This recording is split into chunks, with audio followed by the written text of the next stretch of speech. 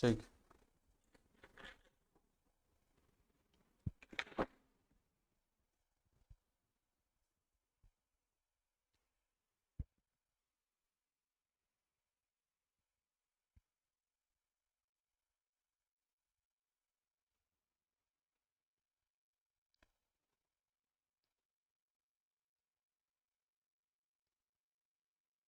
आप जरूर सुने होंगे कि कुछ मामलों में बिहार का एक जगह भागलपुर काफी अव्वल रहा है।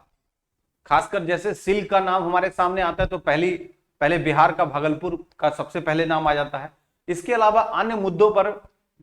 बिहार के भागलपुर का नाम जो है ना, कह सकते हैं कि सबसे पहले हम लोग के सामने आता है, चाहे वो विक्रमशिला विश्वविद्यालय की बात हो या फिर किसी अन्य बातों की। तो खैर, हम भागलपुर की विशेषता के बारे में वो चर्चा नहीं करने आए हैं, लेकिन बस मैं आपसे एक बात करने आया हूं कि आप इस पूरे बिहार में जो ये भागलपुर का लोकेशन आप देख रहे हैं, आप यहां पर जो भागलपुर का लोकेशन देख रहे हैं, ये भागलपुर, तो भागलपुर कुछ मामलों में, खासकर हम न्यायिक की बात करें, जुडिशरी की बात करें, उस मामले में अपने अव्वल पे रहा, पहले स्थान पर रहा। यानी किसी राइट का यूज करने में ये पहले स्थान पर, हम आज उसकी बात करने जा रहे हैं। ये वाक्य जो है ना, आप देखते हैं, ये चलिए इसको आप भागलपुर दिखाते हैं, ये भागलपुर है। तो निश्चित तौर पर भागलपुर के मैप से हम मतलब नहीं है, बस इतना आप जानिए कि भागलपुर में एक न्यायिक प्रक्रिया को मैं आपसे इंट्रोड्यूस कराने जा रहा हूं, जो जबरदस्त एक प्रक्रिया है। ये न्यायिक प्रक्रिया था क्या, इस चीज को हम लोग को जानना है। आपको पता होगा कि हमारे यहां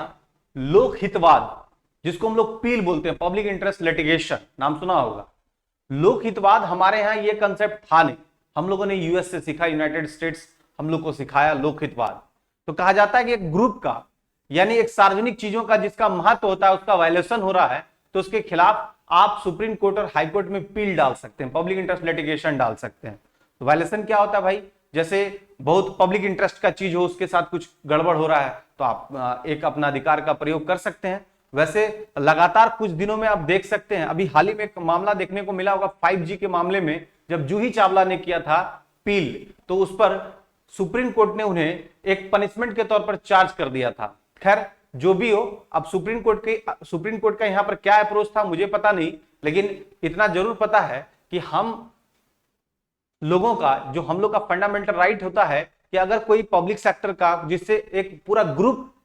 डिस्टर्ब होता हो, उसका पूरे ग्रुप का अधिकारों का वायलेशन होता हो, तो निश्चित तौर पर वहां पर हमारा यह अधिकार बनता है कि हम सुप्रीम कोर्ट और हाई कोर्ट में पील डाल सकते हैं, पब्लिक इंटरेस्ट लिटिगेशन को इंपोज कर सकते हैं। अब यहां पर चलिएगा, इस मामले की प्रक्रिया में नहीं आते, सीधा सीधी बात करते हैं कि पब्लिक इंटरेस्ट लिटिगेशन का मामला होता कैसे है। ये पब्लिक इंटरेस्ट लिटिगेशन का जो कंसेप्ट है वो आया कहां से, तो अभी तो मैंने तुरंत आपको बताया था कि पब्लिक इंटरेस्ट लिटिगेशन जो है, हम लोगों ने संयुक्त राज्य अमेरिका, यूएसए से, यानी संयुक्त राज्य अमेरिका से हम लोगों ने सीखा, लर्न किया, और उसके बाद हमारे यहाँ यूज होना शुरू हो गया। एक्चुअली ये पूरा ये पूरी तरह से कोर्ट निर्णय के बाद पब्लिक इंटरेस्ट लिटिगेशन को इंट्रोड्यूस किया गया कि भाई अगर किसी तरह से पब्लिक के अधिकारों का वायलेशन होगा और इस तरह से कोई बहुत बड़ा एक कहा जा सकता है, इससे बहुत बड़ा एक बदलाव हो सकता है, तो वैसे सिचुएशन में लोगों के पास अधिकार होगा, इसके तहत वो पील डाल सकता है। मैं थोड़ा सा इसके बारे में थोड़ा डिटेल कर सकता हूं। जैसे आपने नाम सुना होगा कि मेघा पाटकर के द्वारा एक महत्वपूर्ण आंदोलन चलाया गया था, नर्मदा बचाओ आंदोलन, नाम सुना होगा जरूर। नर्मदा आंदोलन में क्या हुआ था कि बांधों की ऊंचाई को लेकर के बात चल रही थी। तो बांधों की ऊंचाई होती तो पक्का था कि इरिगेशन के मामले में, हाइड्रोइलेक्ट्रिक पावर प्रोजेक्ट के मामले में वो अव्वल तो होता, लेकिन कहा जाता है कि किसी के मौलिक अधिकार का हनन करके, चूंकि हमारे यहाँ जो है लोगों का ये हक बनता है कि वो अपने अगर क्षेत्र में रह रहा है तो उसे भोजन, उसे रहने का आवास, ये सब उसका मौलिक अधिकार है, फंडामेंटल राइट है, ये उसे मिलना चाहिए। तो ऐसे केस में जब उस बांध की ऊंचाई को लेकर के चर्चा हो रही थी, तो चूंकि बांध की ऊंचाई तो करने का पूरा जिक्र कर दिया गया, लेकिन उसके किनारे रहने वाले जो बहुत सारे गांव थे, निश्चित तौर पर अगर बांधों की ऊंचाई होती तो वो किसी न किसी कारण से उससे डूब जाते और एक तरह से उसके फंडामेंटल राइट का वायलेशन होता, एक ग्रुप का वायलेशन होता, जिसका तुरंत इलाज जरूरी था। तो वैसे सिचुएशन में मेघा पाटकर ने इस नर्मदा बचाओ आंदोलन के तहत कह सकते हैं कि एक पील का उदाहरण प्रस्तुत किया पब्लिक इंटरेस्ट लिटिगेशन का। तो इसमें क्या है कि नर्मदा बचाओ आंदोलन के दौरान इसके लिए एक न्यायिक प्रक्रिया के चलते इसमें एक कमेटी का गठन कर दिया गया था, सुंगलू कमेटी का गठन कर दिया गया था कि भाई आप न्यायिक जांच कीजिए। तो आप सीधे तौर पर कह सकते हैं कि जिससे पब्लिक को कोई कोई दिक्कत हो, उसके अधिकारों का वायलेशन हो, एक ग्रुप उससे इफेक्टेड हो, तो वैसे सिचुएशन में हम लोग लोकहितवाद या जनहितवाद को फाइल कर सकते हैं सुप्रीम कोर्ट और हाई कोर्ट में। तो यहां पर हमारे पास आर्टिकल नंबर 226 और आर्टिकल नंबर 32 का विवरण किया गया है। 32 के थ्रू हम लोग सुप्रीम कोर्ट और 226 के थ्रू हम लोग हाई कोर्ट में जा सकते हैं। तो ये सारा सिचुएशन हम लोग के पास क्रिएटिविटी कर दिया गया है। इसी संदर्भ में यहां पर भागलपुर की बात क्यों आई, तो भागलपुर को समझिएगा कि जैसे हमारे हिंदुस्तान में पब्लिक इंटरेस्ट लिटिगेशन को इंट्रोड्यूस किया गया, उसी वक्त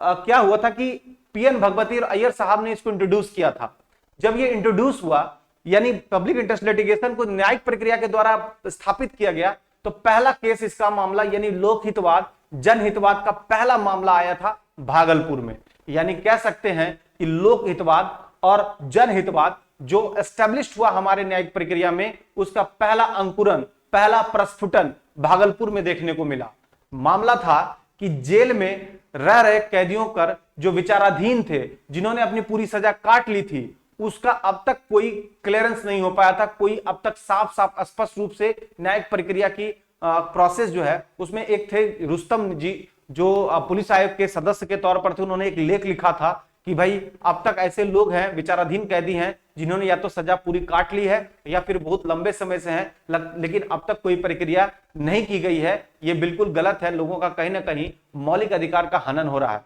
इस बात को लेकर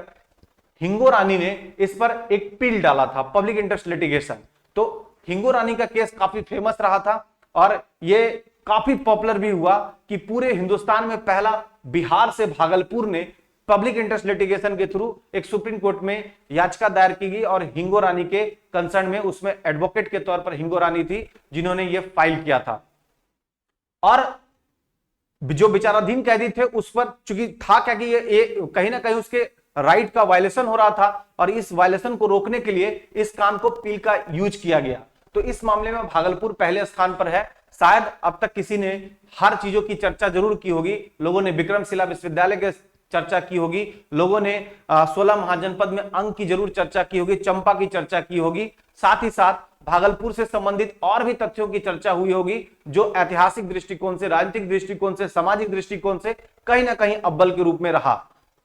साथ ही साथ जब कोई इस पर कोई भागलपुर से संबंधित चीजों पर चर्चा करते होंगे तो निश्चित रूप से सिल्क की बात तो जरूर आती होगी और सिल्क का बात सबसे ज्यादा सबसे ऊपर रहता होगा, क्योंकि पूरे बिहार में अगर कहीं सिल्क का इनिशिएशन पॉइंट रहा तो वो भागलपुर रहा। ये सारी बातें कहीं ना कहीं आपको देखने को मिल जाएगी, लेकिन लोकहितवाद से संबंधित भागलपुर का ये वाकया ये जरूर था कि इसे कहीं ना कहीं शुरुआत मिलनी चाहिए। तो मैं आपको ये बताना चाह रहा था कि जो लोकहितवाद का कंसेप्ट है वो लोकहितवाद भारत में लागू होने के साथ ही भागलपुर पहला ऐसा शहर था, भागलपुर में पहली बार इन चीजों को इंट्रोड्यूस करने का श्रेय हिंगो रानी को जाता है, जिन्होंने